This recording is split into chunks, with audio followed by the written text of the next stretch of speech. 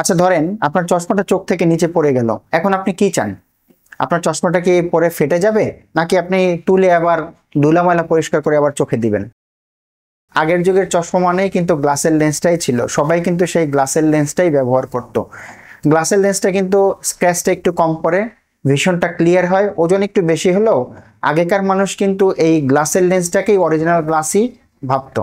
কিন্তু সমস্যা হলো এটা একটু ভারী, আর পড়ে গেলে তো শেষ।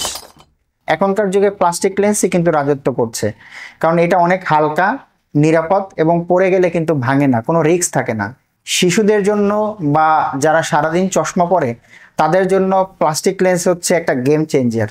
হ্যাঁ ঠিক আছে, স্ক্র্যাচটা পড়তে পারে, কিন্তু ভালো লেন্স যদি আপনি ব্যবহার করেন সেই ক্ষেত্রে সেই সমস্যাটা কিন্তু খুব একটা থাকে না। সোজা কথা, গ্লাস হচ্ছে নোকিয়া 3310 সেই পুরোনো আমলের, প্লাস্টিক লেন্স হচ্ছে আইফোন, লাইট, স্মার্ট আর অনেক ফিচার।